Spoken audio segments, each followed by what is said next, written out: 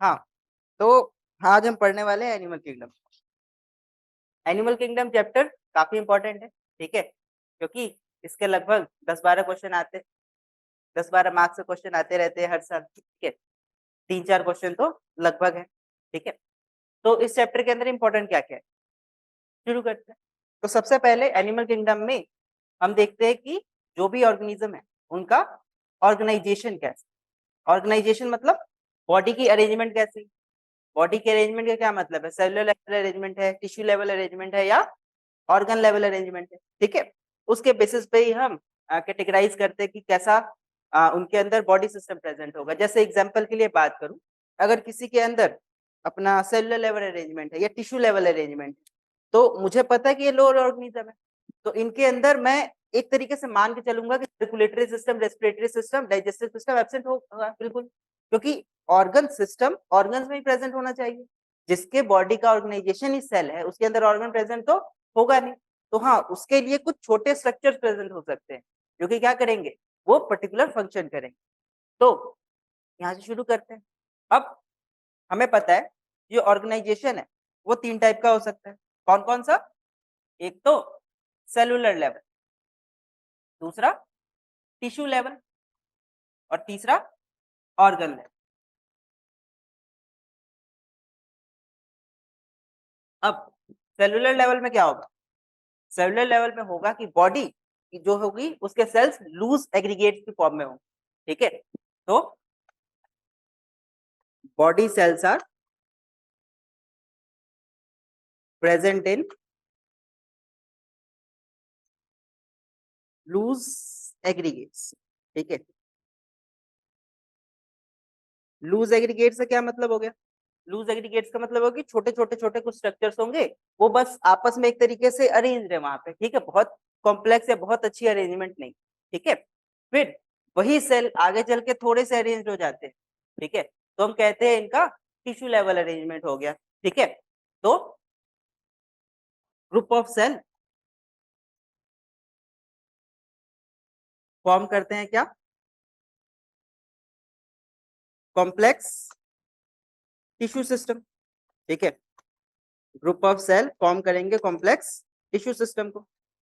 और जब कई सारे टिश्यूज का फॉर्मेशन होगा, group of tissue organ level का फॉर्मेशन करेंगे, ठीक है?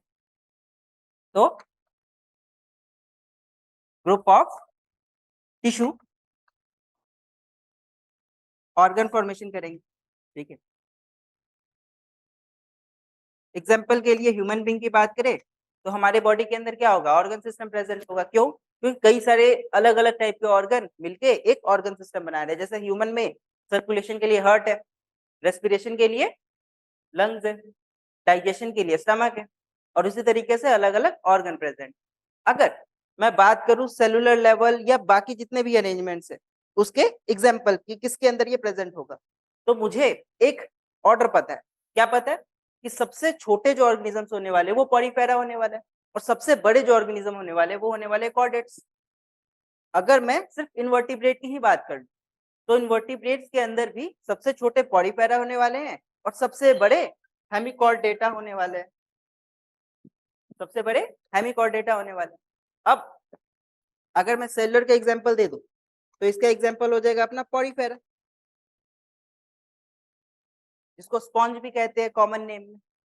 अगर मैं ऑर्गन का एग्जांपल दूं, तो ऑर्गन में मेरे एग्जांपल्स आ जाएंगे हेमिकॉर्डेटा, ठीक है? हेमिकॉर्डेटा कॉर्डेटा से थोड़े ही अलग होते हैं, क्योंकि इनके पास नोटोकॉर्ड नहीं होता, ठीक है? नोटोकॉर्ड नहीं होता तो इनको थोड़ा अलग क्यों कहते हैं? क्योंकि इनके पास नोटोकॉर्ड जैसा ही एक स्ट्रक्चर होता है, जिसको हम कहते हैं स्टोमोकॉर्ड, ठीक है? इसकी बात करेंगे जब वहां पहुंचेंगे तो हमने कहा कि सबसे बड़े हेमिकॉर्डेटा होते हैं। ऐसा नहीं है कि सिर्फ हेमिकॉर्डेटा है इसके एग्जांपल से, कई सारे एग्जांपल्स हैं, हमने बस एक एग्जांपल के लिए ले लिया। अगर टिश्यू लेवल की बात करें, तो टिश्यू लेवल के अंदर भी कई सारे होंगे, हम सिर्फ एक एग्जांपल ले लेते हैं, निटेरिया ले लेते हैं एग्जांपल। तो इतनी बातें क्लियर हो गई। अब आगे चलते हैं। ऑर्गेनाइजेशन क्लियर होने के बाद ऑर्गेनाइजेशन क्लियर होने के बाद हम आगे आते हैं सिमेट्री पे। अगर सिमेट्री की बात की जाए सिमेट्री की बात की जाए तो सबके अंदर 3 प्लेन की सिमेट्री हो सकती है, ठीक है? अब ये 3 टाइप के सिमेट्री का क्या मतलब? सिमेट्री वर्ड से ही मुझे पता चल रहा है कि मैं डिवीजन की बात कर रहा हूँ, ठीक है? कि बॉडी को कितने प्लेन्स में अलग किया जा सकता है। तो इस प्लेन अरेंजमेंट के हिसाब से मुझे क्या पता चलता है कि बॉडी को या तो बिल्कुल भी डिवाइड नहीं किया जा सकता, ठीक है? या तो बिल्कुल भी डिवाइड नहीं किया जा सकता, मतलब एसिमेट्रिकल हो, ठीक है? या तो किसी भी एंगल से डिवाइड किया जा सकता है। जब किसी भी एंगल से डिवाइड किया जा सकता है मतलब हो गया उनकी रेडियल सिमेट्री होगी। और या सिर्फ लॉन्गिट्यूडनल हाफ से, ठीक है? ये स्ट्रेट कट, ठीक है? लॉन्गिट्यूडनल हाफ से कट किया जा सकता है तो सिमेट्री है। तो उसको कहा जाएगा बाइलेटरल सिमेट्री, ठीक है? लेटरल वर्ड ही मतलब है क्योंकि लॉन्गिट्यूडनल एक्सिस कट है, ठीक है? अगर मैं कह दूं ट्रांसवर्स एक्सिस से कट कर रहे हो तो सिमेट्री नहीं मिलेगी, only with the longitudinal axis, ठीक है? तो सिमेट्री की बात करें तो 3 टाइप के हैं। कौन-कौन से? पहले तो हो गए अपने एसिमेट्रिकल, दूसरे हो गए अपने रेडियल सिमेट्रिकल और तीसरे हो गए अपने बायसिमेट्रिकल, ठीक है?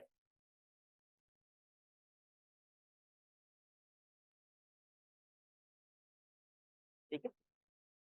इतनी बातें क्लियर? इतनी बातें क्लियर हो गई? आगे चलते हैं। अब अगर मैं एग्जांपल दूं, एसिमेट्रिकल के अंदर कौन आ जाते हैं? तो हमें पता है कि जो सबसे छोटे ऑर्गेनिज्म होंगे, ठीक है? वही एसिमेट्री फॉर्म कर रहे होंगे। तो हमने स्टार्टिंग में ही कहा है कि सबसे छोटे ऑर्गेनिज्म अपने कौन है? स्पंज, ठीक है? स्पॉन्ज ना कह के हम कह सकते हैं कि एक फैमिली है। फैमिली का नाम क्या है? पॉलीफेरा, ठीक है? तो अगर एग्जाम में क्वेश्चन आ जाए कि एसिमेट्रिकल, तो तुम कह देना पॉलीफेरा, ठीक है? पॉलीफेरा के जितने भी लोग होने वाले हैं पॉलीफेरा किंगडम के, वो पॉलीफेरा फाइलम के, वो सारे के सारे एसिमेट्रिकल होंगे। एग्जाम्पल के लिए 3 लोग, ठीक है? कौन कौन से? व्यू स्पॉन्जिला है,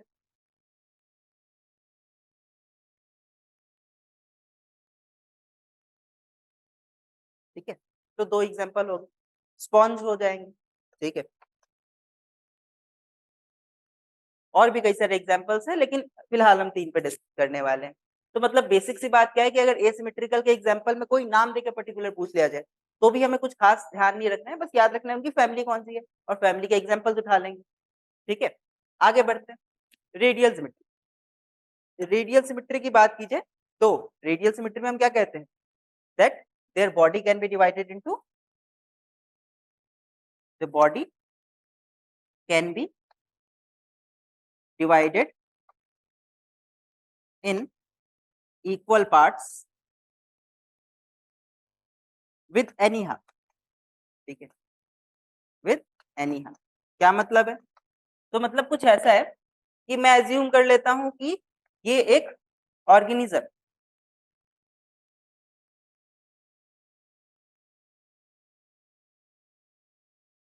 एग्जाम्पल कर लेते हैं ये एक ऑर्गेनिज्म, ठीक है? रेडियल सिमेट्री का। और अगर इसको मैं डिवाइड करना शुरू कर दूं तो मैंने कहा इस एक्सिस से डिवाइड कर लेते हैं। अगर इस एक्सिस डिवाइड किया तो इधर वाला हाफ बिल्कुल सेम है। मैंने कहा इस एक्सिस से डिवाइड कर लेते हैं, इस एक्सिस डिवाइड किया, इधर वाला हाफ बिल्कुल सेम है।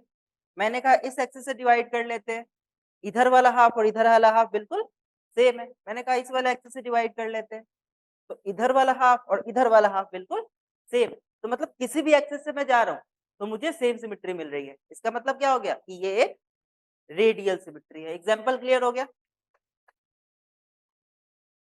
Radial symmetry.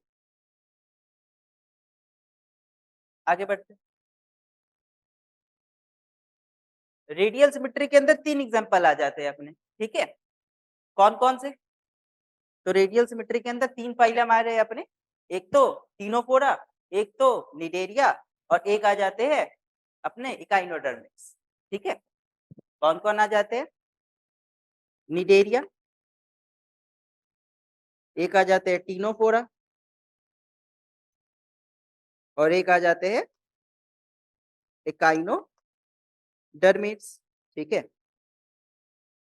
अब जैसे हमको पता है कि रटेंगे तो हम है नहीं, ठीक है? इसके लिए कुछ ट्रिक होगा, ठीक है? तो इसको याद कैसे करना है? इसको याद करने के लिए बस 3 वर्ड याद रखने हैं, क्या? CCE, ठीक है।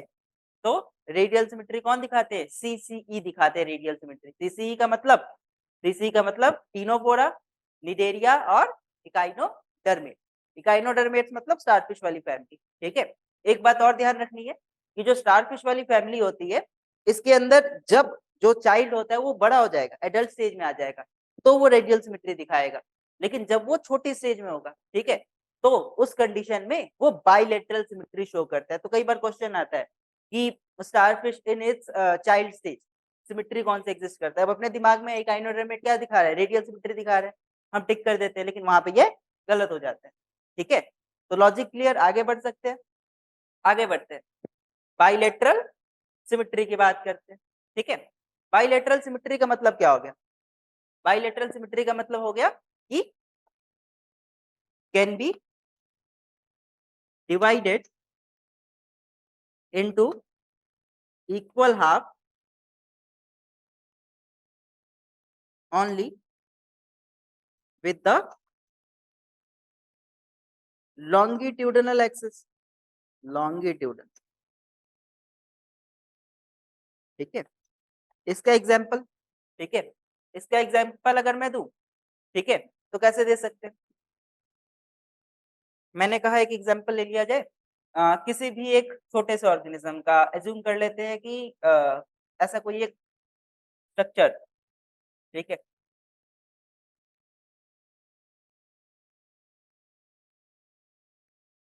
ऐसा कोई एक स्ट्रक्चर,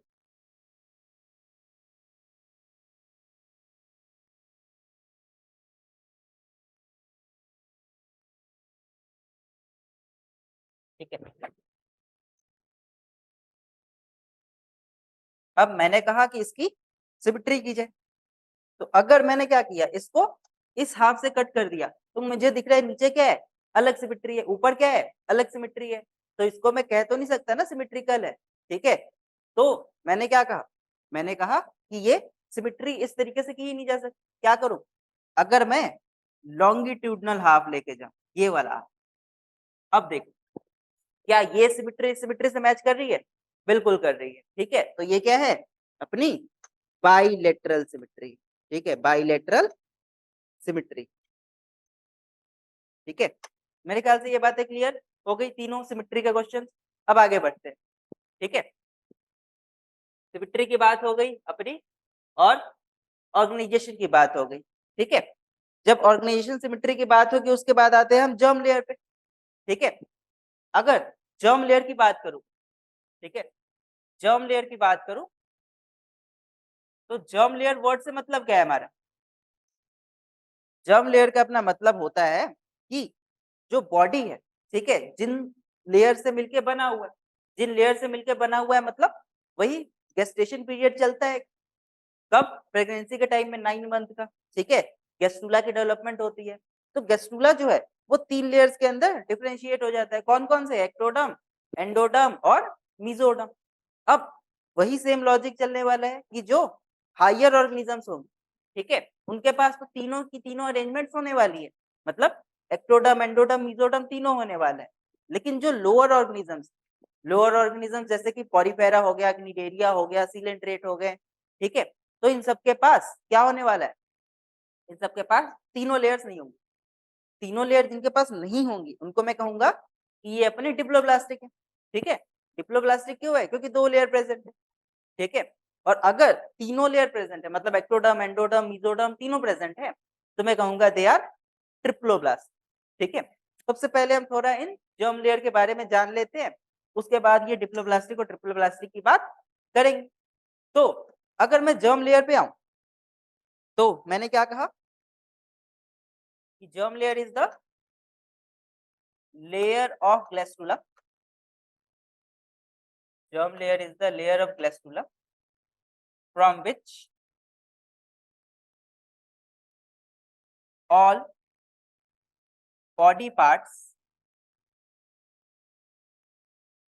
will arise। ठीक है। हमने कहा मजा नहीं आया।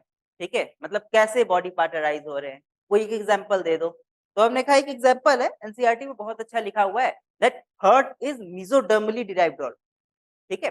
तो heart is mesodermally derived organ का मतलब क्या हो गया कि हार्ट मीजोडर्म वाली लेयर से निकला है, ठीक है। तो इसके अलावा अगर कुछ और एग्जांपल मिल जाए कि एक्टोडर्म से क्या निकला है, एंडोडर्म से क्या निकला है, ठीक है, तो ज्यादा अच्छा लगेगा। तो मैंने कहा कुछ एग्जांपल्स कर ही लेते हैं। तो पहला एक्टोडर्म की बात कर लेते हैं, ठीक है। अब एक्टोडर्म क्या होता है सर? एक्टोडर्म का मतलब होता है कि सबसे एक्सटर्नल वाली लेयर है ना, वो एक्टोडर्म है। उसके बाद जो सेकंड लेयर आने वाली है वो मीजोडर्म है। सबसे अंदर की ओर जो लेयर प्रेजेंट है उसका नाम है एंडोडर्म, ठीक है। इसके बारे में भी थोड़ा बहुत लिखेंगे, पहले एक्टोडर्म की बात कर लेते हैं। तो एक्टोडर्म के अंदर से जो चीजें अराइज हुई है वो हुई है skin, nails, feather, feather in birds, ठीक है, ह्यूमन में कोई लेना देना नहीं, ठीक है। स्किन, नेल्स, फेदर, स्केल्स और नर्वस सिस्टम, ठीक है। स्केल्स भी बर्ड के अंदर, ह्यूमन में स्केल नहीं, ठीक है। Scales and nervous system, nervous system, ठीक है। This all are arise from the ectoderm, ठीक है। एक्टोडर्म होता क्या है? Ectoderm is the outer most layer, ठीक है, आउटर मोस्ट लेयर। अगर मैं एक्टोडर्म से आगे चल, ठीक है, अगर मैं एक्टोडर्म से आगे चलूं तो मुझे क्या दिखता है? दूसरी लेयर, कौन सी? मीजोडर्म। अगर मीजोडर्म से बात करें कि कौन कौन से ऑर्गन, कौन कौन से स्ट्रक्चर्स अराइज हुए हैं, तो मैंने कहा कि मेजर स्ट्रक्चर्स जो हैं, ठीक है, वो सब इनसे अराइज होने वाले। Major structure in the sense muscles, mesoderm से अराइज हुई। हार्ट, जिसकी हमने बात कर ही ली थी, मीजोडर्म से अराइज हुआ है। हार्ट ना कह के हम दूसरे वर्ड्स का इस्तेमाल कर ले, हम कहते सर्कुलेटरी सिस्टम इससे अराइज हुआ है, तो भी ज्यादा, ठीक है। हार्ट ना कह के हम कह सकते हैं कि सर्कुलेटरी सिस्टम ही अराइज हुआ, सर्कुलेटरी सिस्टम अराइज हुआ है, ठीक है। किडनीज इससे अराइज हुई, ठीक है। सर्कुलेटरी सिस्टम अराइज हुए, किडनीज अराइज हुई हैं, रेस्पिरेटरी सिस्टम अराइज हुआ है, स्केलेटन सिस्टम अराइज हुआ है, ठीक है। तो स्केलेटन, किडनी, एक्सेट्रा, ठीक है। ये सारी चीजें कहाँ से अराइज हुई हैं? अपने मीजोडर्म से अराइज हुई, ठीक है। इतनी बातें क्लियर, आगे बढ़ते हैं। आगे आता है अपना एंडोडर्म, ठीक है। एक चीज और छूट रही है, ठीक है, रिप्रोडक्टिव सिस्टम बहुत इंपॉर्टेंट, ठीक, पूछा जाता है क्योंकि रिप्रोडक्टिव सिस्टम अपना पूरा सिलेबस के अंदर है, तो पूछेंगे कहाँ से आए रिप्रोडक्टिव सिस्टम, ठीक है। आगे बढ़, तो आगे बात करें एक्टोडर्म मीजोडर्म के बाद एंडोडर्म की, ठीक है। तो एंडोडर्म से बहुत कुछ खास तो अराइज नहीं होता, लेकिन इससे अपना डाइजेस्टिव सिस्टम अराइज होता है, ठीक है। तो जो अपना एंडोडर्म है, ठीक है, एंडोडर्म से अपना डाइजेस्टिव सिस्टम अराइज,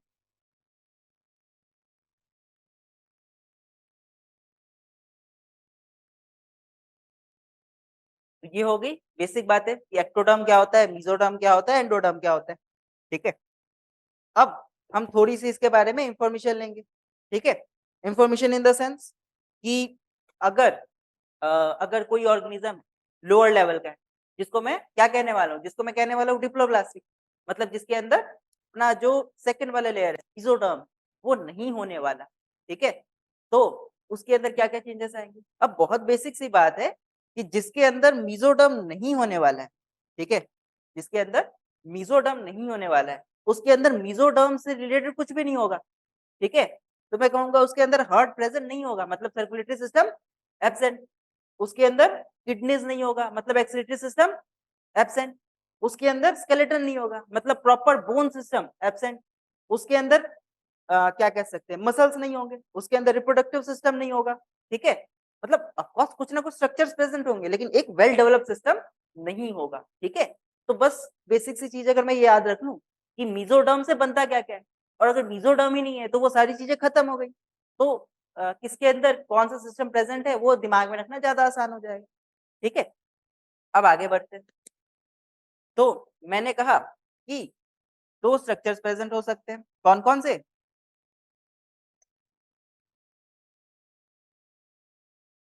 ठीक है, कौन कौन से? तो मैंने कहा कि जो अरेंजमेंट है, ठीक है, उसके हिसाब से डिप्लोब्लास्टिक हो सकते हैं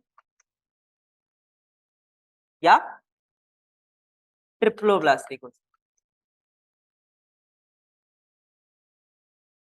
ठीक है, डिप्लो समझ चुके हो, ठीक है, डायग्राम डिप्लो का। ठीक है, डिप्लो का मतलब होगा आउटर लेयर होगी, ठीक है,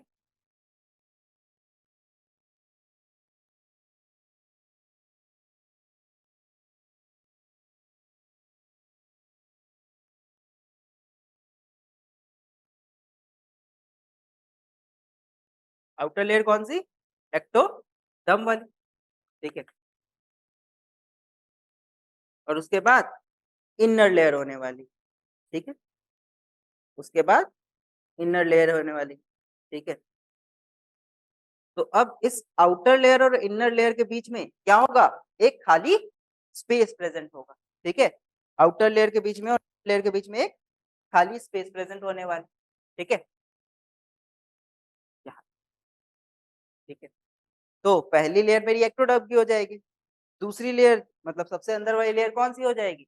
दूसरी वाली लेयर मेरी एंडोडर्म की हो जाएगी, ठीक है। अब जो मुझे बीच के अंदर कुछ स्पेस दिखाई दे रहे हैं ना, ठीक है, वो एम्प्टी मेसोडर्म है, ठीक है। एम्प्टी मेसोडर्म का क्या मतलब हो गया? एम्प्टी मेसोडर्म का ये मतलब हो गया कि जब कुछ भी प्रेजेंट नहीं होता, ठीक है, तो कुछ ना कुछ फंक्शन रिक्वायर्ड है, ठीक है, ताकि वो कोलैप्स ना करे, ठीक है।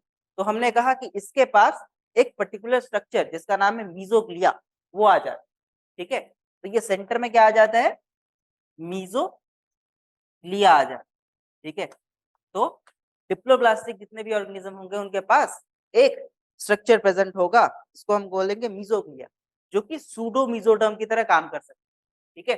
एक्चुअल मीजोडर्म नहीं है, लेकिन उस जगह पे प्रेजेंट है, इसलिए सूडो मीजोडर्म, ठीक है। और इस टाइप के ऑर्गेनिज्म जिनके अंदर होंगे उनको हम लोग डिप्लोब्लास्टिक कहने वाले हैं। इतनी बातें क्लियर? इतनी बातें क्लियर हो चुकी हैं। आगे आते हैं। अगर मैं ट्रिप्लोब्लास्टिक की बात करूं, ठीक है, अगर मैं ट्रिपल प्लास्टिक की बात करूं तो उनके पास प्रॉपर 3 लेयर्स होने वाली है, फर्स्ट लेयर, सेकंड लेयर और ये हो गया अपना थर्ड लेयर, ठीक है। जो फर्स्ट लेयर है, ठीक है, मतलब सबसे आउटर वाला, इसको मैं कह दूंगा अपना एक्टोडर्म है। सेकंड वाली जो लेयर होगी उसको मैं कह दूंगा ये अपना मीजोडर्म है, और थर्ड वाला जो लेयर हो गया सबसे इनर वाला, उसको मैं कह दूंगा एक्टोडर्म। अब एक्टोडर्म का मेन काम क्या है? डाइजेस्टिव सिस्टम का फॉर्मेशन करना है, ठीक है। मीजोडर्म का और एक्टोडर्म का मेन काम हम देख चुके हैं, ठीक है। अब जिनके पास ये 3 अरेंजमेंट प्रेजेंट है उनको हम कहेंगे कि दे आर ट्रिप्लोब्लास्टिक, ठीक है। इतनी बातें क्लियर? लेकिन कुछ और भी चीजें होती हैं, ठीक है, कुछ और भी चीजें जैसे कि सीलोम की अरेंजमेंट किस टाइप की है, ठीक है। अब इसके बाद सीलोम की बात करने वाले, इसमें कोई डाउट? बोलो बोलो।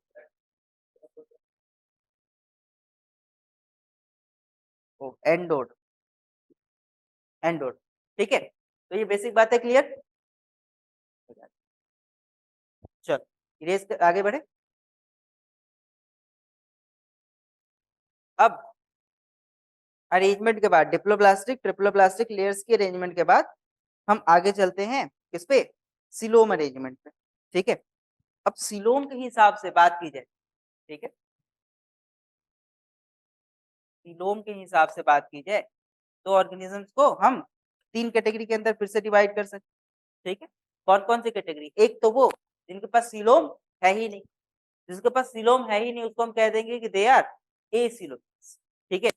दूसरे वो जिनके पास सीलोम है, ठीक है, जिसके पास सीलोम है उसको हम कह देंगे सीलोमेट्स। और जिनके पास सीलोम तो नहीं है लेकिन कुछ स्कैटर्ड फॉर्म, ठीक है, मतलब थोड़ी थोड़ी जगह पे थोड़ा थोड़ा सीलोम प्रेजेंट है, ठीक है, या सीलोम जैसा कुछ स्ट्रक्चर प्रेजेंट है, तो उसको हम कह देंगे सूडो सीलोम, ठीक है। अब एग्जाम में इससे बहुत ज्यादा क्वेश्चन आते हैं। क्या क्वेश्चन आते हैं?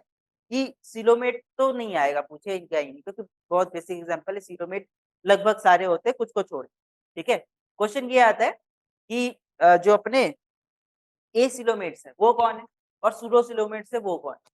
तो बहुत बेसिक से दिमाग में क्या रखना है कि जो अपने हेलमिन्थस वाले, ठीक है, हेलमिन्थस वाले ग्रुप, ये दोनों कैटेगरी मतलब एसिलोमेट और सूडोसिलोमेट दिखाने वाले। तो जिसके आगे लगा होगा एस्के हेलमिन्थिस, ठीक है, एस्केल हेलमिन्थिस के अंदर दूसरा वाला मतलब सूडोसिलोमेट वाली कंडीशन हो, और जो दूसरे हैं कौन से, प्लेटी हेलमिन्थिस, तो प्लेटी हेलमिन्थिस के अंदर दूसरा वाला मतलब एसिलोमेट वाली कंडीशन होगी। ठीक है, नाम के बिल्कुल ऑपोजिट। ठीक है, ए वाले में पी वाली अरेंजमेंट, पी वाले में ए वाली अरेंजमेंट होने वाली। ठीक है, बाकी बचे हुए सब सीलोमेट थे। ठीक है सर, स्पॉन्ज का क्या हाल चाल है, क्योंकि वो तो बहुत लोअर ऑर्गेनिज्म। ठीक है, हमने कहा हाँ वो भी एसिलोमेट है, उनके पास भी सीलोम नहीं। ठीक है, तो इतनी बातें क्लियर हो गई। चलो इनकी हम थोड़ी बात कर लेते हैं। ठीक है, तो सबसे पहली बात तो ये हो जाए कि ये सीलोम है क्या जिसकी हम इतनी चर्चा कर रहे हैं। ठीक है, क्या चीज है ये सीलोम। तो सीलोम की अगर मैं बात करूं, ठीक है, तो सीलोम होता है एक स्पेस किसके बीच में, बॉडी वॉल के बीच में और डाइजेस्टिव कैविटी के बीच। ठीक है, coelom it is a space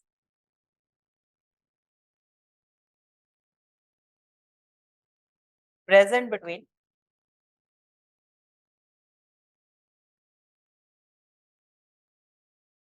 body wall and digestive cavity। ठीक है, कैविटी। ठीक है, अच्छा, अब तीन टाइप के ऑर्गेनिज्म कौन से, पहले तो एसिलोमेट। एसिलोमेट्स क्या होगा, कोई सीलोम नहीं होगा। ठीक है, एग्जाम्पल कौन होंगे, प्लेटी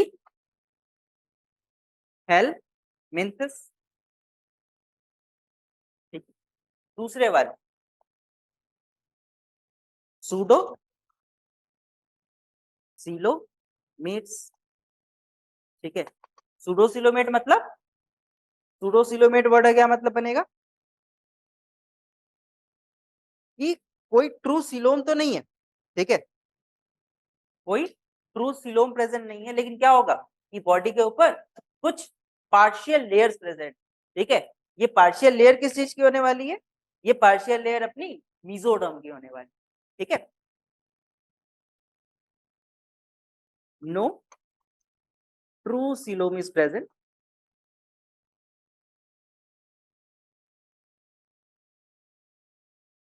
but body contain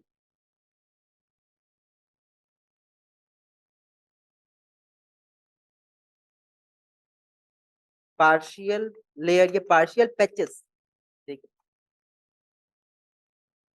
of mesoderm. ठीक है, कुछ मीजोडर्म के पार्शियल पैचेस प्रेजेंट होने वाले हैं। ठीक है, अगर मैं इसका एग्जांपल दूं कि क्या बनेगा इसका एग्जांपल, तो क्या होगा, अभी हम 2 मिनट पहले बता के निकले हुए हैं। ठीक है, क्या होगा इसका एग्जांपल, सूडोसिलोमेट का एग्जांपल है अपना एस्केल हेलमिन्थिस। ठीक है, एस्केल हेलमिन्थिस। तो दो बातें क्लियर कि एसिलोमेट कौन होते हैं और सूडोसिलोमेट कौन होते हैं। ठीक है, आगे आते। ठीक है, अब प्रॉपर जो सिलोमेट्स उनकी बात करने वाले। ठीक, अब अगर सिलोमेट की बात की जाए, ठीक है, सिलोमेट की अगर बात की जाए तो इनको दो और नामों से जाना जाता है। ठीक है, कौन कौन से, इसको हम यू सिलोमेट भी कहते हैं, ट्रू सिलोमेट भी कहते हैं, ठीक है, या सिर्फ सिलोमेट भी कहते हैं। ठीक है, बात कर ले, सिलोमेट और ट्रू सिलोमेट और यू सिलोमेट। यू वर्ड का हमें मतलब ही पता है कि इसको ट्रू वर्ड के लिए यूज किया जाता है, जैसे कि हमने यू बैक्टीरिया के अंदर देखा था। ठीक है, यू बैक्टीरिया वर्ड का ही मतलब था कि ये क्या होते हैं, ट्रू बैक्टीरिया होते हैं। ठीक है, तो यू वर्ड मतलब ट्रू। ठीक है, अब इसके अंदर क्या होगा, ठीक है, इसके अंदर बॉडी कैविटी के पास एक कह सकते हैं कि कंप्लीट सराउंडिंग ऑफ मीजोडर्म, ठीक है।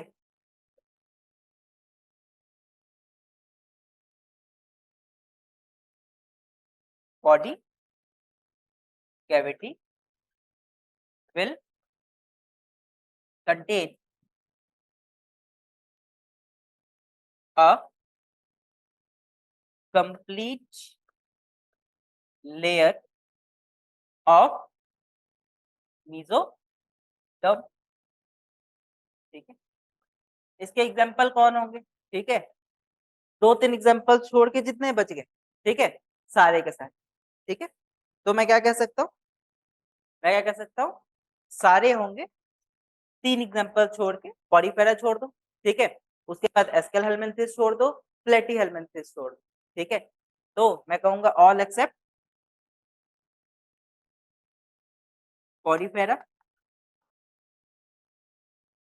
Aschelminthes and प्लेटीहेल्मिंथिस।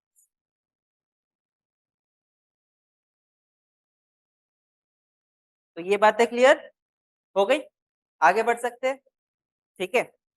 अब मैंने कहा कि अगर एक ट्रू मीजोडर्म की लेयर है तो और भी कुछ इसके अंदर प्रेजेंट होता है कि बस यही है।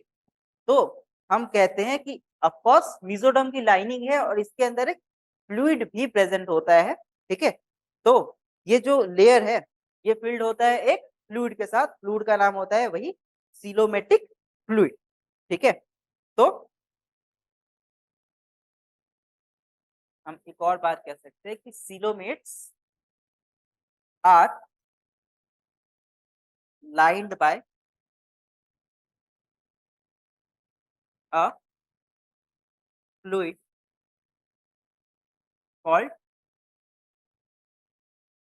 coelomatic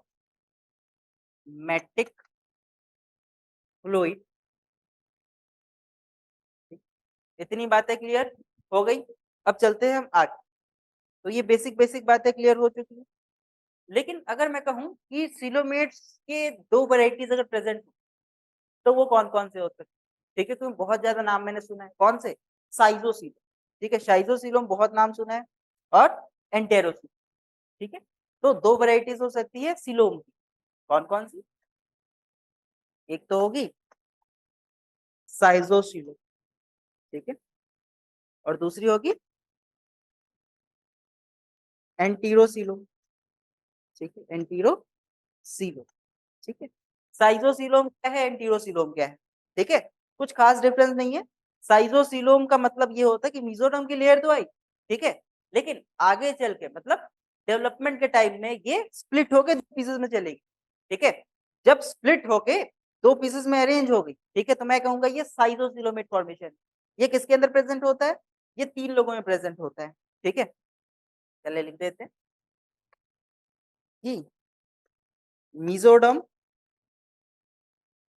split into two pieces, ठीक है। एग्जाम्पल कहाँ कहाँ मिलेगा, एग्जाम्पल तीन लोगों में मिलेगा, कौन कौन से, ए सिलो में मेट जो होते हैं अपने, कौन कौन से, सॉरी, ये एग्जाम्पल मिलेगा अपने एनलिड्स के अंदर, अर्थ्रोपोडा के अंदर और मोलस्क के, ठीक है, किसके अंदर, एनिलिड्स के अंदर, अर्थ्रोपोडा के अंदर, ठीक है, और मोलस्क के अंदर, मोलस्क के अंदर, ठीक है।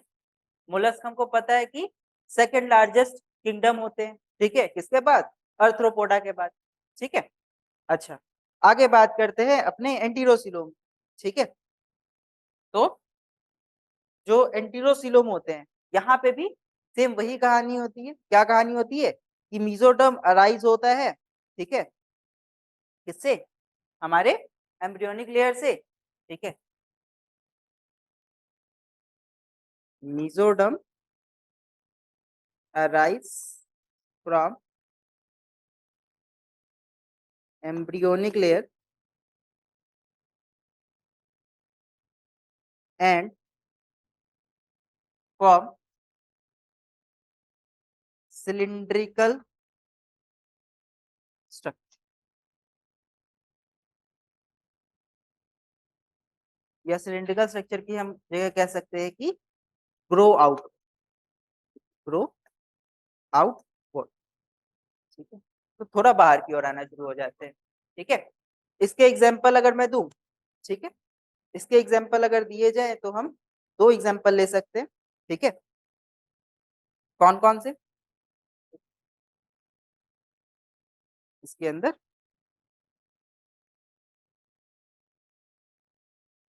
तीनों फोड़ा लिया जा सकता है।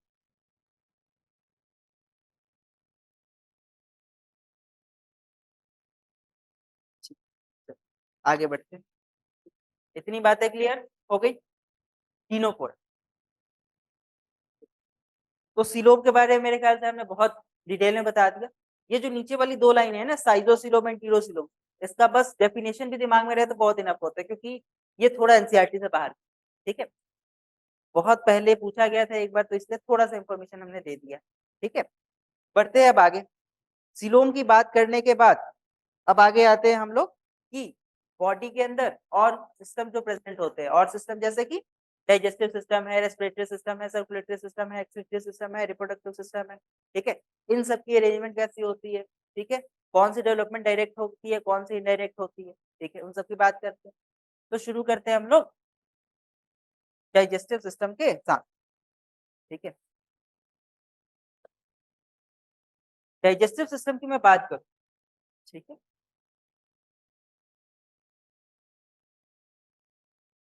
तो डाइजेस्टिव सिस्टम दो तरीके का हो सकता है, ठीक है। कौन कौन सा? एक तो हो सकता है अपना कंप्लीट, तो दूसरा डाइजेस्टिव सिस्टम हो सकता है इनकम्प्लीट, ठीक है। अब कंप्लीट डाइजेस्टिव सिस्टम का क्या मतलब है और इनकम्प्लीट डाइजेस्टिव सिस्टम का क्या मतलब है?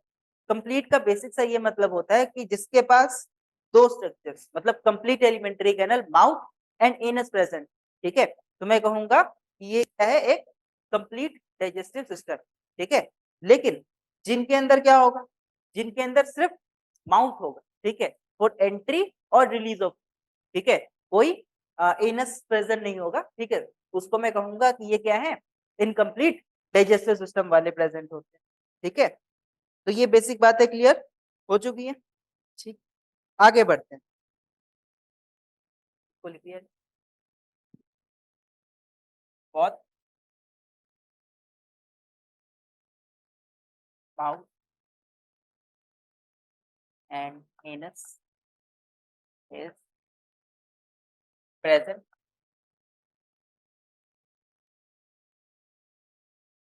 Only, mouth is present for entry and release of food. तो डाइजेस्टिव सिस्टम के बाद आगे चलते हैं हम लोग सर्कुलेटरी सिस्टम, ठीक। डाइजेस्टिव सिस्टम के बाद आगे आते हैं हम लोग सर्कुलेटरी सिस्टम।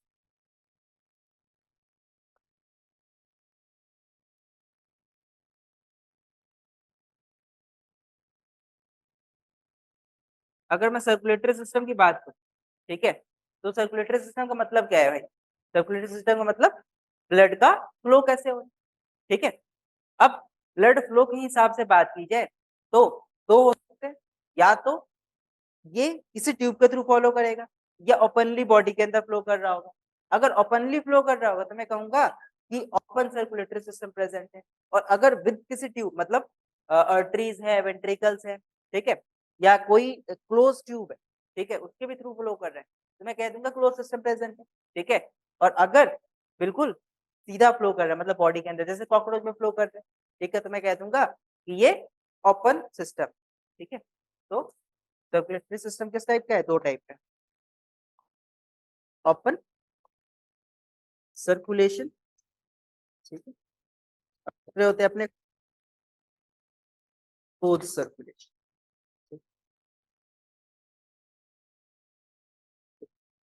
ओपन सर्कुलेशन का अगर मैं कोई एक एग्जांपल देना चाहूँ तो मैं कह दूंगा कॉकरोच हो सकता है, ठीक है।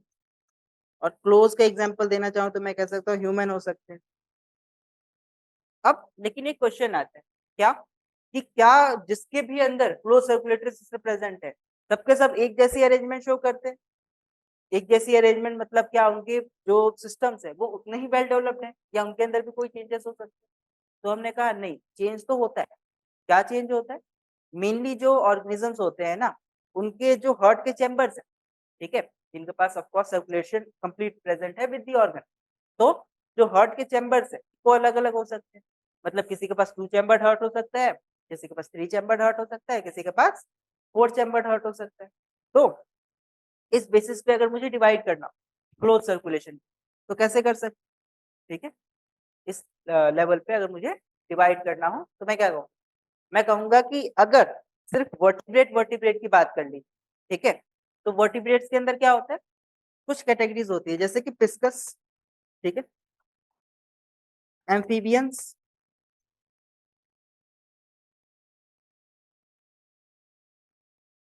रेप्टाइल्स, एव्स, एव्स बर्ड की वैरायटी, और मैमल्स।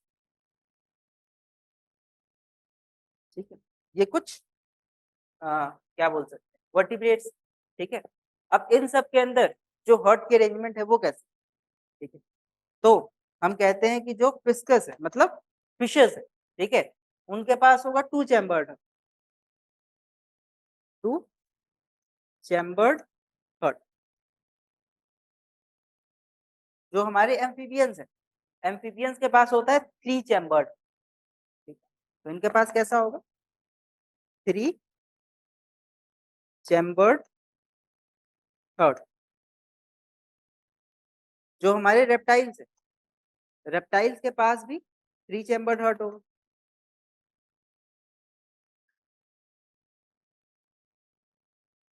जो हमारे बर्ड्स है, एव्स, उनके पास 4 चैम्बर्ड हार्ट होगा। और जो मैमल्स, इनके पास तो ऑफ कोर्स 4 चैम्बर्ड हार्ट होगा।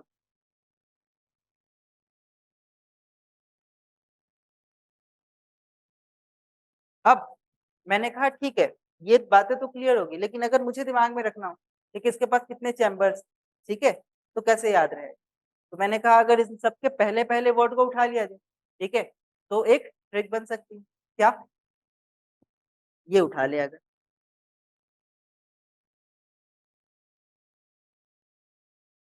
ये वाला, ठीक है, तो मुझे क्या दिख रहा है? एक वर्ड दिख रहा है परम।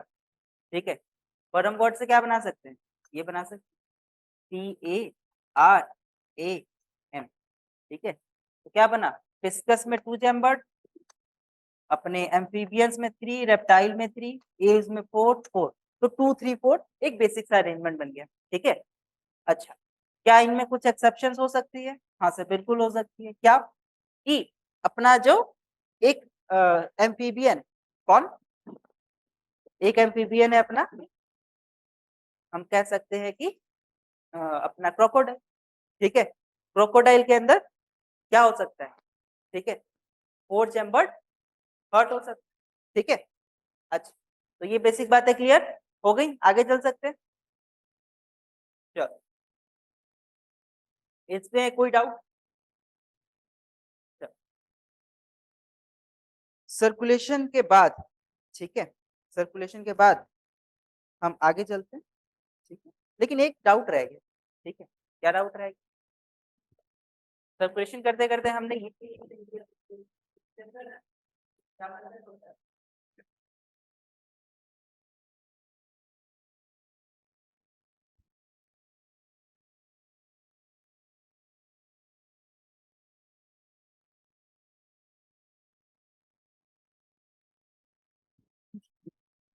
हाँ, तो हमने क्लियर ये नहीं किया कि किन के अंदर जो सर्कुलेटरी सिस्टम है वो एब्सेंट है, किन के अंदर सर्कुलेटरी सिस्टम प्रेजेंट।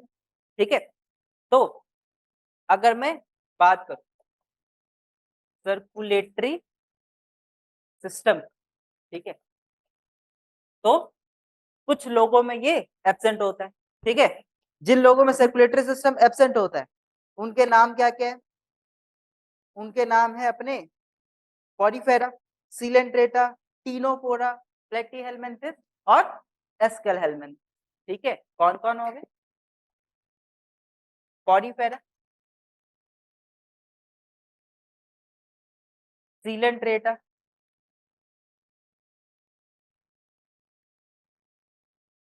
टीनोफोरा,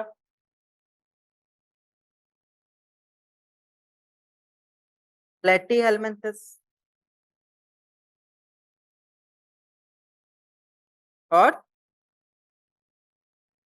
एस्केलहेलमिन्थिस। ठीक है, अब ये जो भी है इनके अंदर क्या होगा, बिल्कुल भी सर्कुलेटरी सिस्टम प्रेजेंट नहीं होगा, तब सर्कुलेशन एब्सेंट होगा। और बेसिक सी बात है कि सबसे बेसिक ऑर्गेनिज्म है, उनसे हम थोड़ा आगे आगे आगे जा रहे हैं। ठीक है, अब अरेंजमेंट टिश्यू लेवल की है तो ऑर्गन कहाँ से प्रेजेंट होगा? ठीक है, लेकिन फिर भी अगर इसको याद करना हो, क्योंकि एग्जाम में भूल सकते हैं, ठीक है, तो इसको याद करने के लिए एक ट्रिक बना सकते हैं। ठीक, क्या ट्रिक हो सकती है?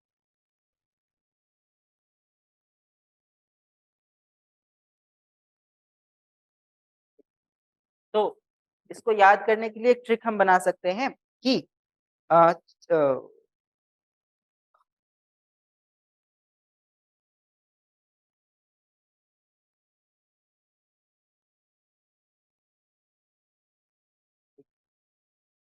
चलते चलते पाया कैप। अब इस वर्ड का मतलब क्या हो गया? ठीक, वर्ड का कुछ ऐसा मतलब हो गया कि जो अपने पहले दो सी, ठीक है, पहले दो सीज का मतलब हो गया सिलेंट्रेटा टीनोफोरा। ठीक है, उसके बाद पाया से हम प्लेटीहेलमिन्थिस ले सकते हैं। ठीक है, और ए से एस्केलहेलमिन्थिस ले सकते हैं। कैप वर्ड बड़ा अच्छा है। ठीक है, कैप वर्ड कैसे अच्छा है? सी से दिखाएगा सर्कुलेशन। ए वर्ड का मतलब हो गया अपना एब्सेंट है। ठीक है, और पी वर्ड से हम यहाँ पॉडिफायर बना सकते हैं, कहीं और पे पॉडिफायर ले सकते हैं। तो इस ट्रिक से क्या बनता है कि इनके अंदर सर्कुलेटरी सिस्टम एब्सेंट हो गया। ठीक है, तो ये बातें क्लियर हो गई। अब इसके अलावा जितने भी बच गए, ठीक है, इसके अलावा कौन कौन बच गया? ठीक है, इसके अलावा बच गए हमारे हेमिकॉर्डेटा, कॉर्डेटा, इकाइनोडर्मेटा। ठीक है, इन सब के अंदर सर्कुलेटरी सिस्टम प्रेजेंट होगा। ठीक है, except them all have circulatory system. ठीक है, ऑल हैव सर्कुलेटरी सिस्टम। मेरे ख्याल से इतनी बातें क्लियर हो चुकी हैं। ठीक है, आगे बढ़ सकते हैं। चलो, अब सर्कुलेशन की बात करने के बाद हम चलते हैं आगे किस पे? रेस्पिरेशन। ठीक है, रेस्पिरेटरी सिस्टम की बात करते हैं। ठीक,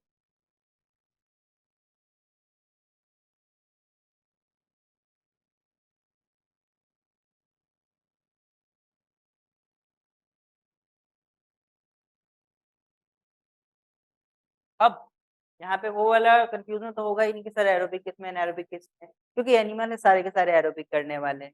ठीक है, अब यहाँ पे डाउट ये हो सकता है कि सर जो ऑर्गन्स हैं वो कौन कौन से हो? तो हमने कहा कि ये डिपेंड करता है कि वो ऑर्गेनिज्म रह कहाँ रहा है। क्योंकि अगर वो वाटर के अंदर रह रहा है तो उनका जो रेस्पिरेटरी ऑर्गन है गिल हो सकते हैं। ठीक है, बुक गिल हो सकते हैं। अगर वो जमीन पे रह रहा है तो लंग्स हो सकते हैं। ठीक है, थ्रू स्किन रेस्पायर कर सकते हैं, जैसे कि हमारे फ्रॉग करते हैं। तो फ्रॉग जो हमारे रेस्पिरेशन करते हैं किसमें? Through skin. ठीक है, किसके अंदर? फ्रॉम द वाटर सरफेस, तो हम कहते हैं क्यूटनेस रेस्पिरेशन। ठीक है, इसके अलावा जो हमारे फ्रॉग है वो अपने बुक गिल से या गिल से भी रेस्पायर करते हैं।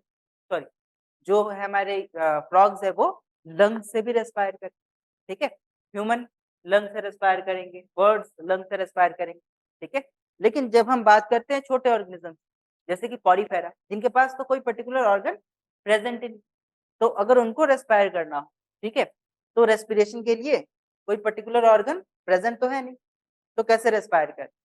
तो इन सब के पास एक पर्टिकुलर सिस्टम होता है। उस सिस्टम को क्या बोलते हैं? जैसे मैक्सिमम लोगों के पास water vascular system, blood vascular system ऐसा कुछ प्रेजेंट होने वाला है। ठीक है, जो क्या करेगा, जो बॉडी सरफेस के थ्रू वाटर की एंट्री करवाएगा और उस वाटर को बॉडी से फिर आउटर लेयर के अंदर लेके जाएगा। इसके थ्रू क्या होगा कि बॉडी के अंदर वाटर के थ्रू ही ऑक्सीजन आएगा, ठीक है, और जितना भी वेस्ट है CO2 है वो बॉडी से बाहर रिलीज हो जाएगा, ठीक है। अब अगर मैं बात करूं रेस्पिरेशन किनके अंदर प्रेजेंट नहीं होता है, ठीक है, तो पहले उसकी बात कर लेते। तो इसके अंदर आ जाता है,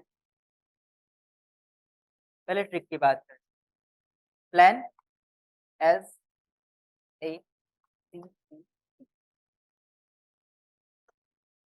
अब इस वर्ड का क्या मतलब, ठीक है, इस वर्ड का मतलब ये हो गया कि पी से तो अपना पॉडीफेर है, ठीक है, पी से अपना क्या है पॉडीफेर है, ठीक, अपने एएस से एस्केल हेलमिंथस बनते हैं,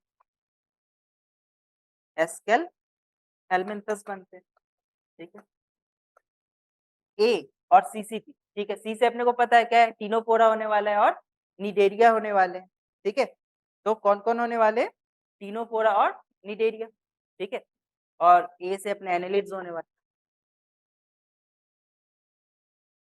टीनोफोरा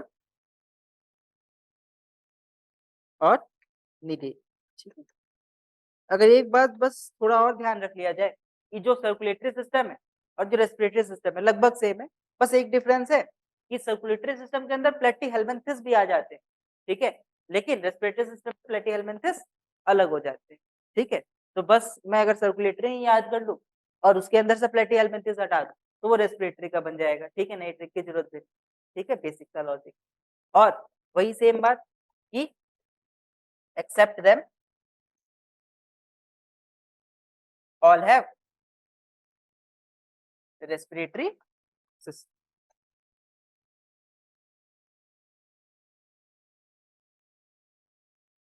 आगे बढ़ते, इतना क्लियर हो गया, नोट कर लिया, ठीक है, चलो नोट कर लो जल्दी फिर आगे।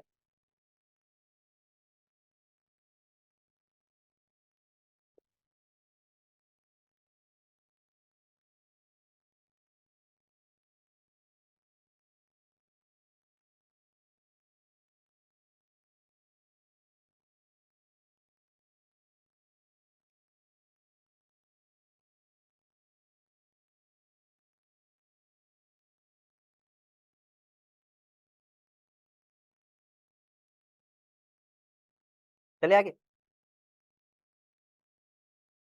हम्म, अब रेस्पिरेटरी सिस्टम के बाद हम बात करते हैं सेगमेंटेशन। सेगमेंटेशन,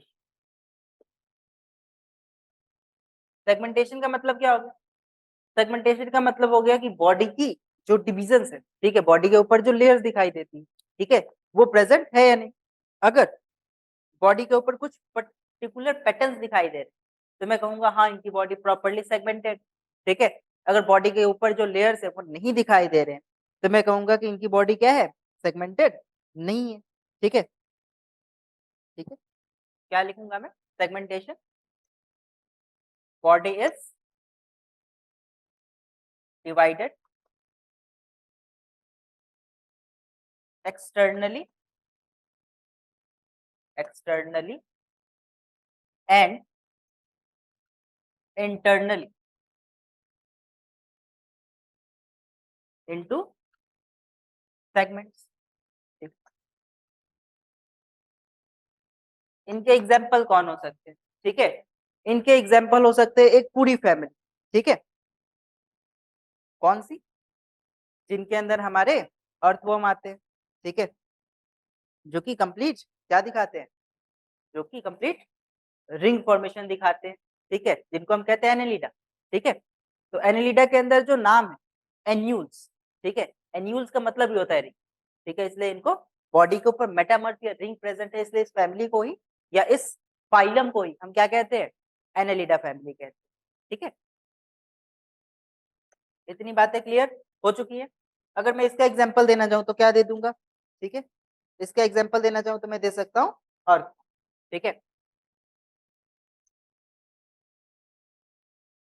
अर्थ वर्म जो कि मेटामेरिज्म भी शो करे, ठीक है। अब सर ये मेटामेरिज्म क्या चीज, ठीक है, ये मेटामेरिज्म क्या चीज है। तो मैं अगर बात करूं मेटामेरिज्म का, ठीक है, तो मेटामर का कुछ खास मतलब नहीं है। जब बॉडी के ऊपर कुछ सेगमेंटेड मेटामेरिक सेक्शंस दिखाई देते हैं, मतलब यही लेयर्स दिखाई देती हैं, ठीक है, इन्हीं को हम मेटामर्स कहते हैं, और जिनके अंदर ये प्रेजेंट है वो मेटामेरिज्म शो करते हैं, ठीक है, विच शो मेटामर्स और लेयर्स ऑन देयर।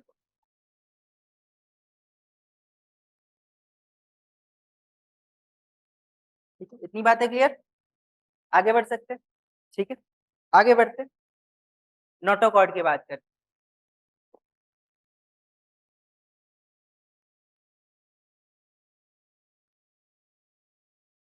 ठीक। तो नोटोकॉर्ड ही एक मेन रीजन होता है जिसके कारण हमने दो सेक्शन बनाए, कौन कौन से, इनवर्टिब्रेट्स और वर्टिब्रेट्स। जिनके पास नोटोकॉर्ड प्रेजेंट है उनको हमने कह दिया कि दे आर कॉर्डेट्स, ठीक है, और जिनके पास नोटोकॉर्ड एब्सेंट था उसको हमने कह दिया दे आर नॉन कॉर्डेट्स और इनवर्टिब्रेट्स, ठीक है। अगर मैं बात करूं, ठीक है, नोटोकॉर्ड होते क्या हैं, तो notochord mesodermally rod like structure होते हैं, ठीक है, जो कि एम्ब्रियोनिक डेवलपमेंट में बनते हैं, ठीक है, कहाँ पे, डॉर्सल रॉड लाइक मीजोडर्मली और arise structure, mesodermally arise structure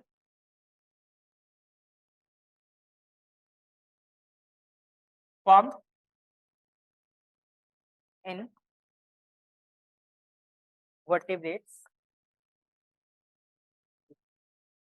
at embryonic on dorsal side of their body।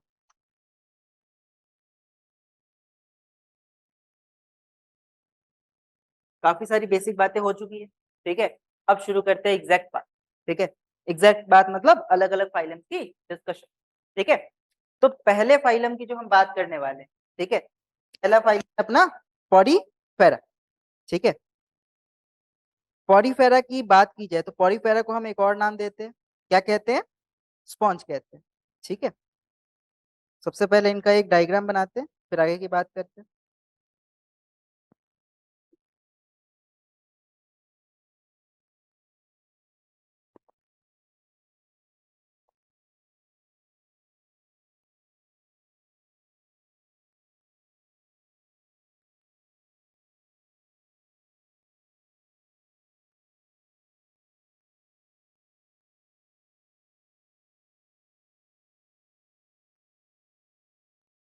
सिर्फ इतनी बात करें। अब मैंने कहा कि पॉरीफेरा की बात की जाए, ठीक है, हम कौन सा बना रहे हैं, हम साइकॉन का एग्जांपल ले रहे हैं, ठीक, साइकॉन का example। तो जब भी हम किसी भी फाइलम की बात करेंगे तो वहां पे हम कुछ भी नहीं रटने वाले हैं, ठीक है, सारी चीजें पुरानी चलने वाली है, बस हम दो तीन नए बातों को डालेंगे। तो जो जो पुरानी बातें हैं, ठीक है, पहले हम उनको लिख लेते हैं, नई बातें फिर डिस्कस करेंगे, ठीक है। पुरानी बातें मतलब कि इनका ऑर्गेनाइजेशन क्या है, ठीक, ऑर्गेनाइजेशन क्या, तो हमने कहा कि सबसे बेसिक होते, ठीक है, सबसे बेसिक होते मतलब सेलुलर लेवल ऑर्गेनाइजेशन प्रेजेंट, ठीक है, क्या है, सेल्यूलर लेवल ऑर्गेनाइजेशन प्रेजेंट, ठीक है, सिलोम है या नहीं है, ठीक है, सिलोम है या नहीं, हमने कहा नहीं, ए सिलोम। तीसरी बात, मेटामर है या नहीं, ठीक है, हमने कहा कोई सेगमेंटेशन। चौथी बात, रेस्पिरेटरी सिस्टम प्रेजेंट है या नहीं, तो हमने कहा रेस्पिरेटरी सिस्टम, सर्कुलेटरी सिस्टम,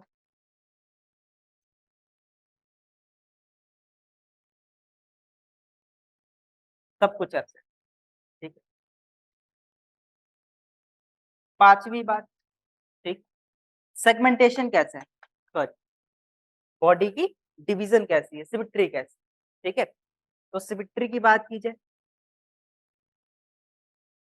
तो हमने कहा सिमेट्री इनकी कैसी होगी, एसिमेट्रिकल, ठीक है, किसी भी एक्सिस से कहां से कट कर लोगे, ठीक है।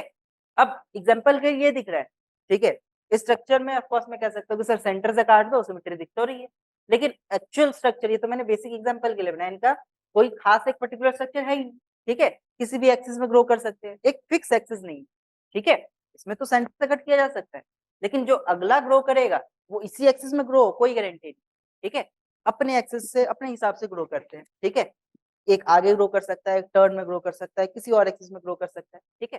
तो मैंने कहा इसकी सिमेट्री क्या हो गई, एसिमेट्रिकल हो, ठीक है,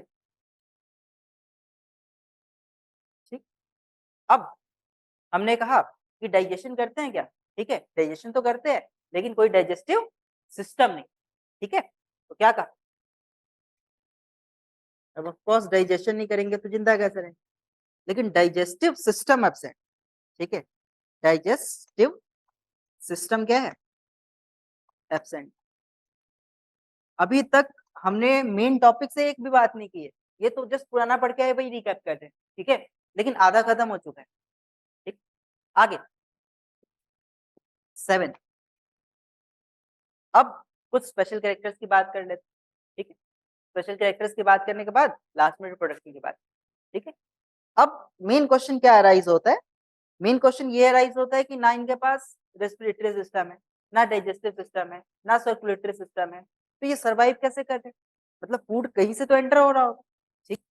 तो हमने कहा हाँ बिल्कुल, फूड की एंट्री तो होती है, कहाँ से, तो कुछ ऐसा होता है, ठीक है, कि इनकी बॉडी के अंदर दो पर्टिकुलर स्ट्रक्चर प्रेजेंट होते हैं, एक तो होता है ऑस्टिया और दूसरा होता है ऑस्कुलम, ठीक है, कहाँ होते हैं ये प्रेजेंट, ठीक है।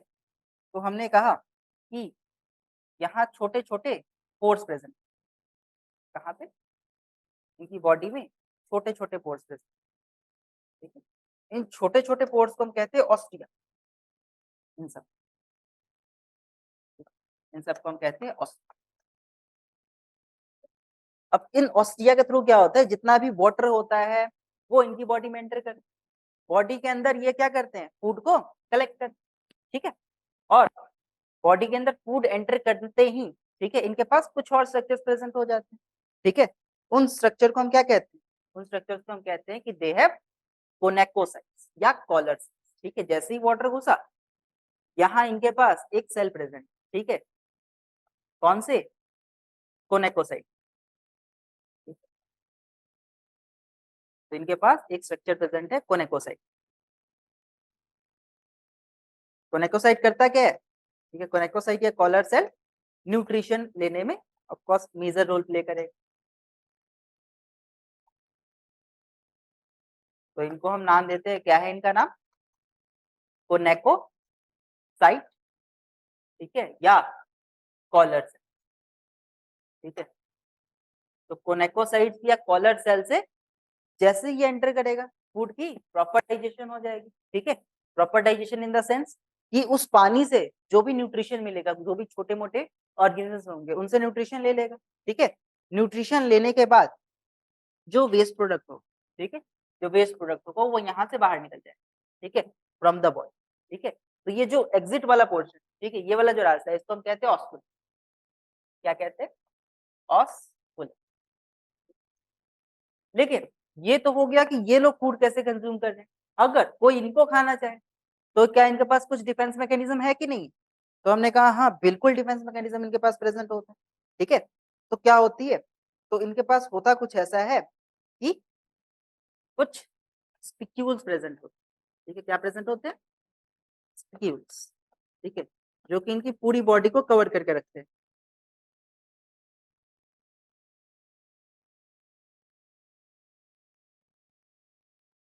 जो इनको किसी भी टाइप के प्रे से प्रोटेक्ट करते हैं, क्या बोलते हैं इनको, स्पिक्यूल्स, ठीक, अच्छा, और अगर स्पिक्यूल्स है, बोनी अरेंजमेंट है, सब कुछ ठीक, लेकिन क्या जो बॉडी की आउटर लेयर है किसी सेल वॉल से बनी है, किसी बोन सिस्टम से बनी है, या सिंपली जस्ट कह सकते हैं कि एक स्किन की लेयर है, क्योंकि सिर्फ स्किन की लेयर है तो इनको क्या करना पड़ेगा, इनको मूवमेंट करने के लिए अपनी पूरी मसल्स का यूज करना पड़ेगा। तो क्या इनके सेल वॉल में कुछ बोनी सिस्टम प्रेजेंट है या नहीं प्रेजेंट होता? तो हमने कहा नहीं, एक सिस्टम तो होता है, क्या कि इनका जो बॉडी है, ठीक है, वो सपोर्ट होता है किसके साथ, स्पॉन्जिन फाइबर के साथ, ठीक है, किसके साथ सपोर्ट होता है, स्केलेटन स्पॉन्जिन फाइबर के साथ, ठीक है।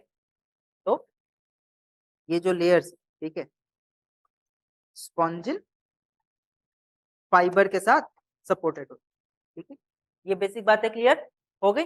अब जितना भी हमने पढ़ा, ये स्पिक्यूल्स क्या है, कोनेकोसाइट क्या है, स्केलेटन क्या है, ठीक है, इन सब की थोड़ी बहुत बातें जो है उनको लिख लिया जाए, ठीक। तो क्या बातें की हमने, ठीक, तो हमने कहा कि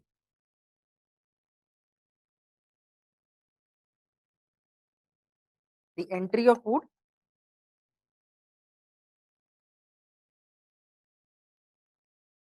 occur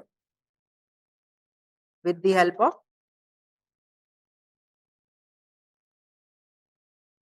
ostia, ठीक है, and some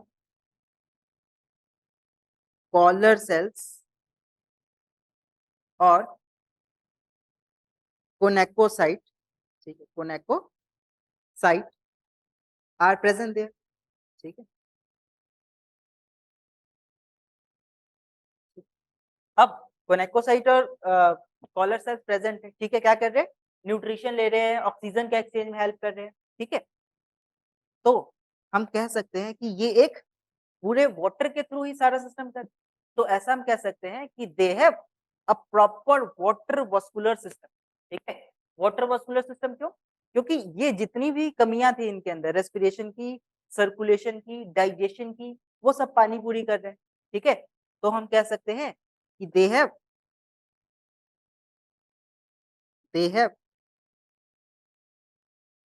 proper water vascular system. Proper water vascular system का मतलब क्लियर हो गया, ठीक है।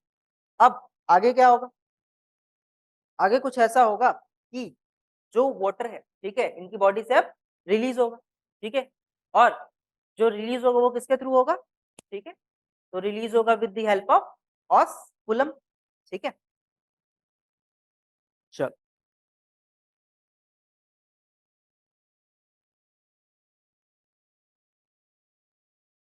अब एक बात बताओ, ठीक है, क्या बात, कि इनकी बॉडी के अंदर जो डाइजेशन हो रहा है वो किस तरीके का हो रहा है, मतलब बॉडी के बाहर हो रहा है, बॉडी के अंदर हो रहा है, ठीक है। बॉडी के बाहर बॉडी के अंदर क्या मतलब है, डाइजेशन तो बॉडी के अंदर ही होता है। कहने का ये मतलब है कि डाइजेशन के लिए, ठीक है, क्या कोई पर्टिकुलर एंजाइम रिलीज हो रहा है, या कुछ ब्रेकडाउन हो रहा है, या बॉडी के टिश्यूज ये सारा काम कर रहे हैं।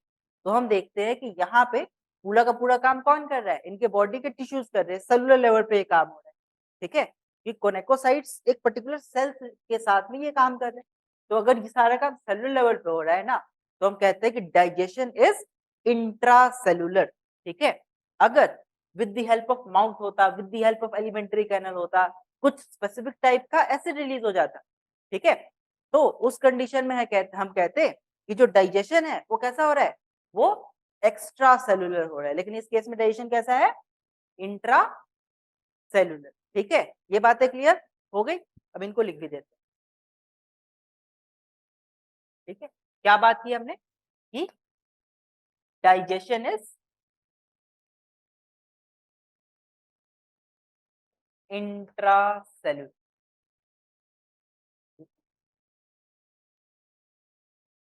एंड वाटर रिलीज या वेस्ट रिलीज थ्रू, किससे रिलीज होता है, ऑस्कुलम से, वेस्ट रिलीज थ्रू ऑस्कुलम, ठीक है। इतनी बातें क्लियर हो गई। अब यहाँ पे दो वर्ड की मीनिंग लिखनी जरूरी है, ठीक है। कौन कौन से वर्ड कि सर ये इंट्रा सेलुलर क्या होता है और एक्स्ट्रा सेलुलर क्या होता है, ठीक है।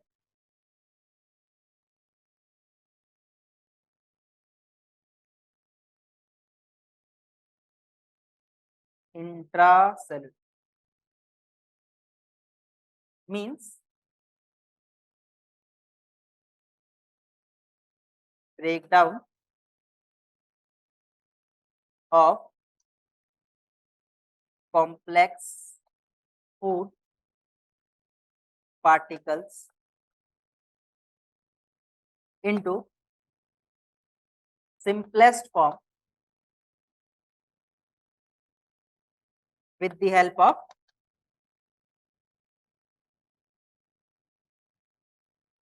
cells, ठीक है। या हम कह सकते हैं इंटरनल सेलुलर सिस्टम, ठीक है, ठीक है। या ऐसा भी कह सकते हैं कि with the help of cells present in cyto,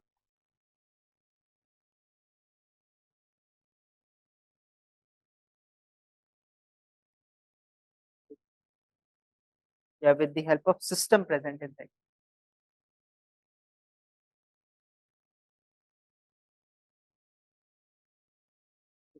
इतनी बातें क्लियर हो गई इंट्रासेलुलर मींस, ठीक है। तो इंट्रासेलुलर कौन शो करता है, अपने पॉरीफेरेंस जो है वो इंट्रासेलुलर दिखाता है। अगर मैं पूछूं एक्स्ट्रा सेलुलर का मतलब क्या हो गया, ठीक है, वो भी लिख ही लेते हैं यहाँ पे।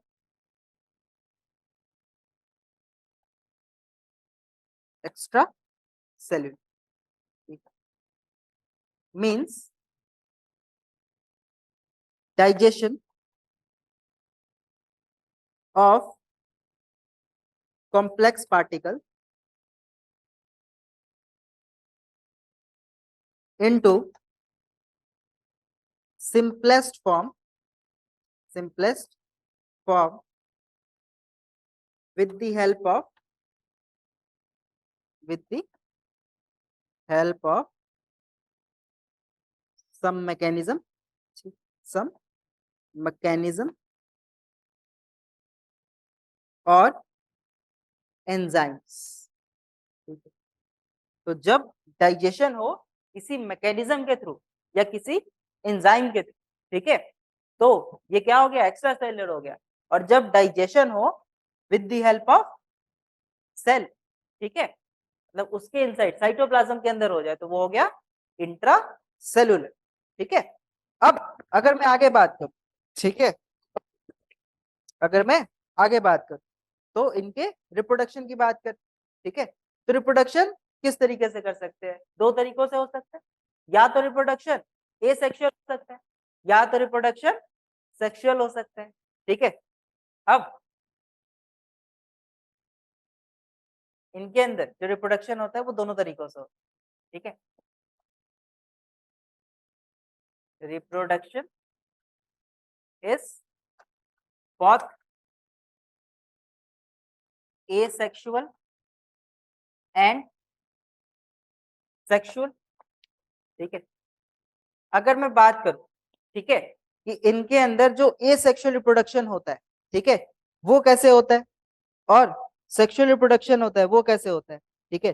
तो हम कहते हैं कि जो एसेक्सुअल रिप्रोडक्शन होता है ना, ठीक है, एसेक्सुअल जो होता है वो होता है बाय फ्रेगमेंटेशन, ठीक है, बाय फ्रेगमेंटेशन। और जो सेक्सुअल होता है वो होता है बाय स्पोर, ठीक है। स्पोर या कह सकते हैं हम गेम्यूल की हेल्प से, ठीक है, गैमीट कह सकते हैं, ठीक है। कौन कौन से गैमीट हो सकते हैं, ठीक है, वही सेम एग और स्पर्म, ठीक,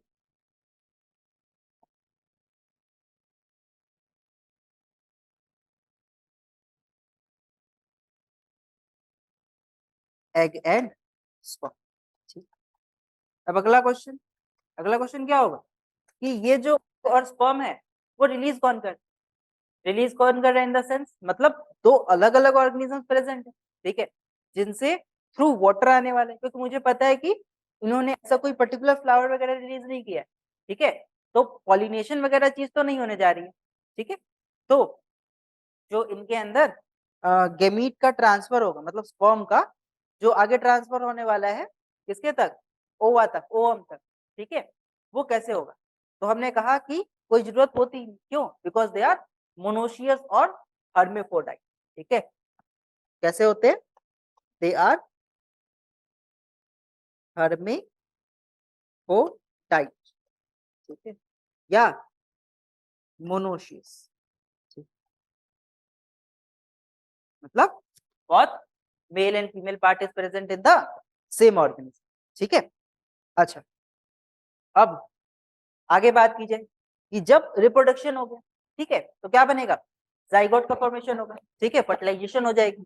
अब जो फर्टिलाइजेशन होगी वो किस टाइप की होगी? मतलब इंटरनल होगी कि एक्सटर्नल होने वाली, ठीक है।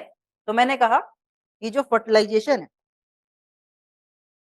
जो फर्टिलाइजेशन है वो इंटरनल होने वाली, ठीक है, और इनडायरेक्ट डेवलपमेंट, ठीक है, इनडायरेक्ट डेवलपमेंट होने वाली, ठीक है।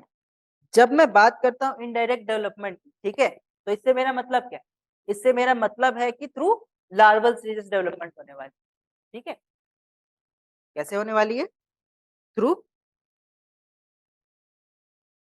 लार्वा स्टेजेस, ठीक है। अब यहाँ लार्वा स्टेजेस जो प्रेजेंट होते हैं किसके अंदर? अपने पॉलीफेरा के अंदर, ठीक है। वो कौन कौन से? तो दो लार्वास प्रेजेंट होते हैं, एक को हम बोलते हैं पेरेनकाइमुला और दूसरा होता है एम्फीब्लास्टुला, ठीक है। कौन कौन से? बाय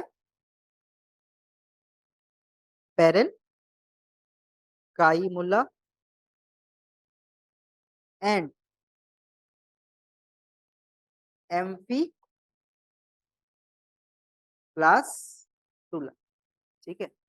तो इतनी बातें क्लियर हो गई होंगी मेरे ख्याल से, इसको नोट कर लो फिर आगे चल, ठीक है।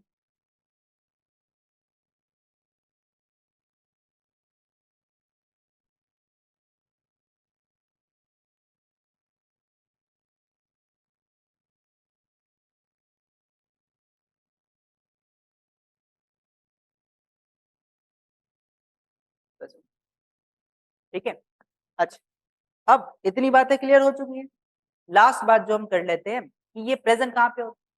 तो हमने कहा कि सारा का सारा सिस्टम किसके अंदर है? पानी के अंदर प्रेजेंट होने वाला है। तो बेसिक सी बात है कि मरीन तो होने वाले, ठीक है।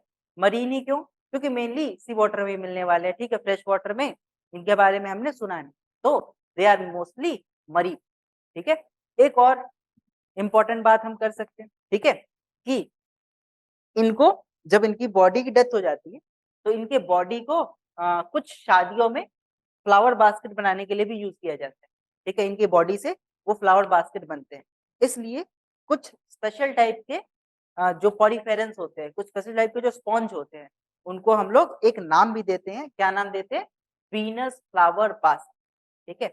यहाँ लिख सकते हैं कि some poriferans are also called Venus flower basket. इतनी बातें क्लियर हो चुकी हैं? कोई डाउट अभी तक में? एक और करना?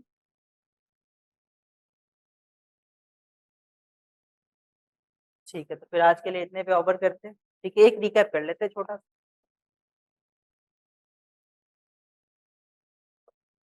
हाँ, सबसे पहले हमने ऑर्गेनाइजेशन शुरू किया। तीन टाइप की ऑर्गेनिजम्स होती है, ठीक है। कौन कौन सी?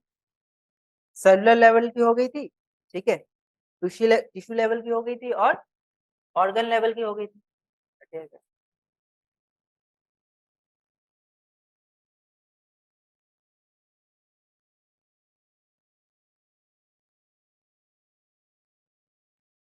ठीक है,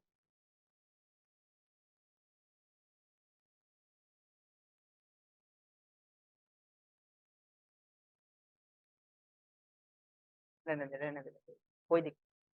हाँ, दूसरी बात करते हैं सिमिट्री, ठीक है। सिमिट्री में हमने बात की तीन टाइप की सिमिट्री होती है। कौन कौन सी? एसिमेट्रिकल, रेडियल और बायसिमेट्रिकल, ठीक है। बायसिमेट्रिकल या मैं कह सकता था बाइलेटरल, ठीक है। हमने इसके एग्जांपल्स दिए, रेडियल क्या मतलब होता है और बायलेटरल का मतलब क्या होता है? एसिमेट्रिकल का एग्जांपल कोई मतलब नहीं, मतलब जिसको किसी भी एक्सिस में डिवाइड ना किया जा सके, ठीक है? एग्जांपल अगर देना चाहें तो ऐसे कह सकते हैं कि ऐसा कुछ अरेंजमेंट था। अब इसको अगर मैं कट कर भी दूं तो ये पार्ट अलग है, ये पार्ट अलग है, ठीक है? तो कोई सिमेट्री नहीं है, इसलिए ये एसिमेट्रिकल, ठीक है? अगर मैं आगे बढ़ता, ठीक है? तो आगे मुझे दिखा कि जर्म लेयर क्या होती है। हमने कहा जो एम्ब्रियोनिक लेयर्स प्रेजेंट है इनके अंदर अलग अलग टाइप की वो जर्म लेयर का फॉर्मेशन करती है। अब एक्टोडर्म कौन सी है, मेसोडर्म कौन सी है, एंडोडर्म कौन सी है और उनसे कौन कौन सी स्ट्रक्चर्स अराइज होते हैं उसकी बात की हमने, ठीक है? उसके बाद हमने बताया एक्टोडर्म क्या होती है, मेसोडर्म क्या होती है और एंडोडर्म क्या होती है। और जहाँ पे जो हमारी मेसोडर्म की लेयर प्रेजेंट नहीं होती है वहां पे एक स्पेशल स्ट्रक्चर प्रेजेंट होता है जिसका नाम होता है मीसोग्लिया, ठीक है? आगे चले तो हमने बताया कि जो सीलोमेट्स होते हैं वो क्या होते हैं। तो सीलोमेट्स में हमने कहा कि 2 टाइप के सीलोमेट हो सकते हैं, कौन से? एक तो साइज़ोसीलोम और दूसरे होते हैं एंटीरोसीलोम, ठीक है?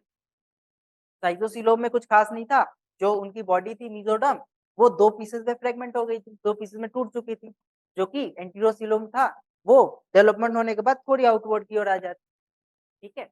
इसके बाद हमने बात की एसिलोमेट क्या होते हैं और सूडोसिलोमेट्स क्या होते हैं। हमने कहा बिल्कुल ऑपोजिट रखना है अरेंजमेंट, ठीक है? एसिलोमेट मतलब अपने प्लेटीहेल्मिन्थेस होने वाले हैं और सूडोसिलोमेट मतलब अपने एस्केल हेल्मिन्थेस होने वाले हैं, ठीक है? हेल्मिन्थेस वर्ड याद रखना है, ठीक है? इसके बाद बढ़े हम, ठीक है? इसके बाद हमने कहा कि डाइजेस्टिव सिस्टम कैसा होता है, तो 2 तरीके का हो सकता था, या तो कंप्लीट या तो इनकम्प्लीट डाइजेस्टिव सिस्टम, ठीक है? और सर्कुलेटरी सिस्टम पे भी हमने सेम कहा 2 टाइप के हो सकते हैं, या तो ओपन सर्कुलेटरी सिस्टम या तो क्लोज सर्कुलेटरी सिस्टम। कुछ एग्जांपल दिए थे कि कितने चैम्बर हो सकते हैं, जिसका ट्रिक था, ठीक है? जिसका ट्रिक था स्पर्म, ठीक है? अच्छा, आगे बढ़े हम तो सर्कुलेटरी सिस्टम के कई सारे एग्जांपल दिए कि जिनके अंदर सर्कुलेटरी सिस्टम क्या होता है, जिनके अंदर सर्कुलेटरी सिस्टम एब्सेंट होता है, ठीक है? तो ये सारे कुछ एग्जांपल्स थे जहाँ सर्कुलेटरी सिस्टम एब्सेंट था। आगे हमने देखा कि रेस्पिरेटरी सिस्टम किनके अंदर एब्सेंट होता है, ठीक है? तो किनके अंदर रेस्पिरेटरी सिस्टम एब्सेंट होता है वो यहाँ पे देखा, ठीक है? हमने बेसिक सी बात की कि अगर प्लेटीहेल्मिन्थेस हटा दो तो वही पुराना एग्जांपल है, ठीक है? सेगमेंटेशन मतलब बॉडी इंटरनली और आउटरली मतलब बाहर की लेयर से इंटरनली और एक्सटर्नली कैसे डिवाइडेड है, ठीक है? उससे कुछ एग्जांपल्स दिए, उसी को हमने कहा कि जो बॉडी के ऊपर लेयर्स प्रेजेंट है उसको मेटामर भी कहते हैं और जो बॉडी के ऊपर सेगमेंटेशन दिखाते हैं वो मेटामेरिज्म दिखाते हैं, ठीक है? और इसी टर्म को मेटामर कहते हैं। आगे हमने कहा नोटोकॉर्ड, तो हमने कहा रॉड लाइक स्ट्रक्चर प्रेजेंट होता है जो कि उनके एम्ब्रियोनिक स्टेज में ही आ जाता है और जिनके पास एम्ब्रियोनिक स्टेज में ये प्रेजेंट होता है उसको हम कॉर्डेट कहते हैं, जिनके पास प्रेजेंट नहीं होता है उनको हम नॉन कॉर्डेट कहते हैं। अब बेसिक सी बात है कि अगर वो आगे परसिस्ट करता है तो फिर वो डिफरेंट टाइप के बन जाते हैं, जैसे कि वर्टिब्रेट बन जाते हैं और अलग अलग टाइप के वर्टिब्रेट की आगे एग्जाम्पल्स आ जाती है, जैसे यूरोकॉर्डेट आ जाते हैं, ठीक है? ऐसे। अब हमने शुरू किया सबसे पहले अपने पॉलीफेरा के बारे में, ठीक है? पॉलीफेरा फाइलम के बारे में। पॉलीफेरा को हम एक और नाम देते हैं, हम इसको स्पॉन्ज भी कहते हैं, ठीक है? इसके में हमने कहा कि बहुत ज़्यादा रटेंगे नहीं, पुरानी बातें जो थी वो सारी रिकैप कर ली कि ऑर्गेनाइजेशन कैसा है, सीलोम कैसा है, मेटामर कैसा है, रेस्पिरेशन कैसा है, सिमेट्री कैसी है, डाइजेशन कैसा है। उसके बाद जस्ट एक्स्ट्रा बातें करनी शुरू की और हमने क्या कहा? हमने कहा कि इनके पास एक स्पेशल स्ट्रक्चर प्रेजेंट होता है जिसको हम कहते हैं कोनेकोसाइड या कॉलर सेल, जो कि डाइजेशन में हेल्प करते हैं और इनके पास एक special water vascular system present होता है जो कि क्या करता है, जो कि इनकी सारी एक्टिविटीज को कंप्लीट करता है, ठीक है? एयर की एंट्री, गैसेस एक्सचेंज, सारे काम यही करते हैं, ठीक है? आगे हम बढ़े तो हमने कुछ और एग्जांपल्स दिए कि इंट्रासेलुलर क्या होते हैं, एक्स्ट्रा सेलुलर क्या होते हैं और इनके अंदर जो अपना रिप्रोडक्शन होता है वो किस तरीके का होता है, ठीक है? तो बस इसी के साथ खत्म करते हैं।